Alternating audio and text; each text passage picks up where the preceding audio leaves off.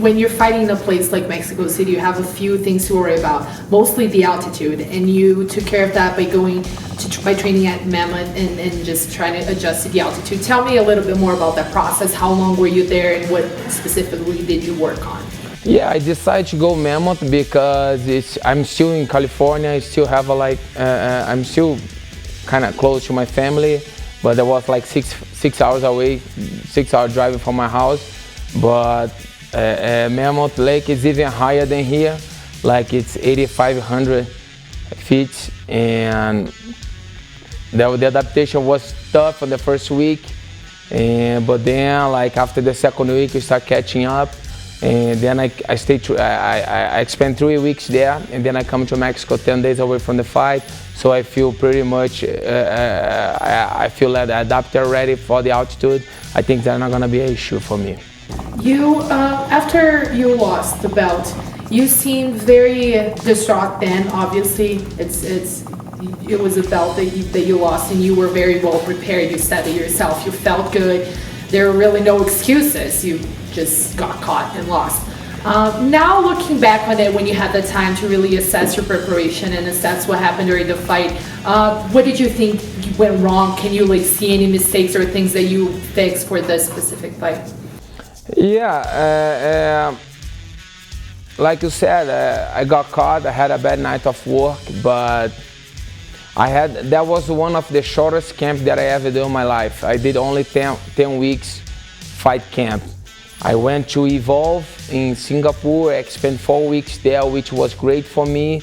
That was a good way for my adaptation. But the 4 weeks that I spent there, I was training with wrestling shoes because of my foot, and I couldn't run.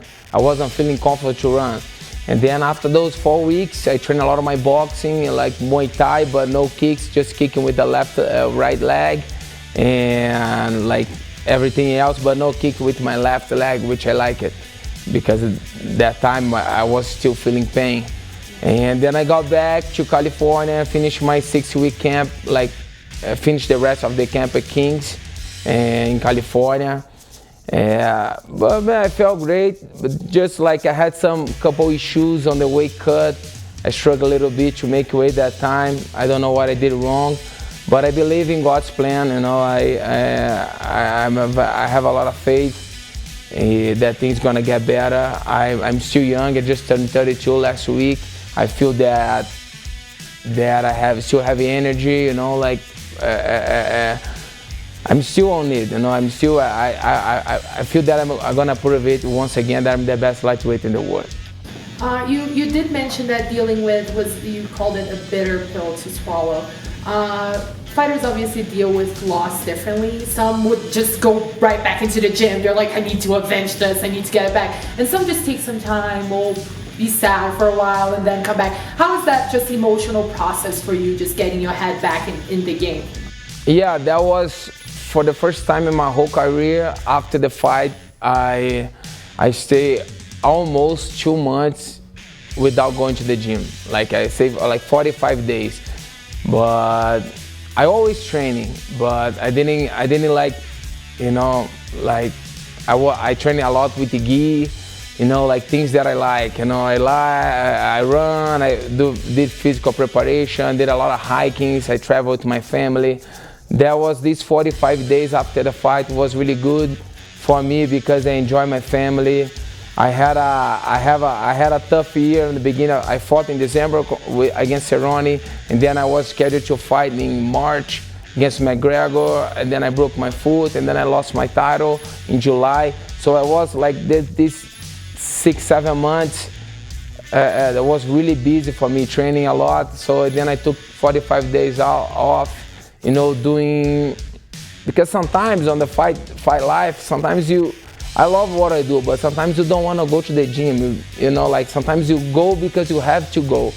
And I was, the way that I was training after the fight was I just want to go if I feel that I want to go. I want to be pleasure, And then I train a lot with the gi. I spend time with my friends, my family. That was good 45 days after the fight, and then until I got back hard to train for this fight against Ferguson. Do you feel like given your history before the fight, that you should have been given an immediate rematch for the belt? Yeah, I think for the way that I was beating my opponents and who I beat. You know, I beat Ben Henderson, I beat Nate Diaz, I beat Pettis, Cowboy Cerrone, I think on his last 15 fights, have 2 losses for me only. And the way the fight was, I think I deserved the title shot. I didn't got dominated. I got caught, and even Eddie Alvarez said that was his only chance. He needs to go with everything he had, because if I come back on the second, I'll come back even stronger. But it's past already. I turned this page. Now I focus on Ferguson now, and I'm gonna build my way back to this title. Do you feel like beating Tony Ferguson right now would give you the title shot again? Yeah, I was speaking to my manager after the fight, and I say I want to fight for the title. And I say they're not gonna give you a rematch. I say who I need to beat to get my title back, to get my title shot. I think Ferguson will be the guy. He's coming for 8 wins straight, and so let's do it Saturday. Do you like the matchup, like stylistic? He's considered kind of an unpredictable fighter, throws some crazy things, but at the same time, his last fight was against a newcomer, and he got rocked a couple of times. He almost lost a couple of times. Do you feel that maybe that fight exposed him a little bit, or? Yeah, he come forward like throwing with the funky stuff, you know, like funky style, and throwing kind of weird combination, but I had good guys with me. Eddie Najimi, Eduardo Pachu, Felipe Della Monica. We did a perfect game plan, and I will handle this.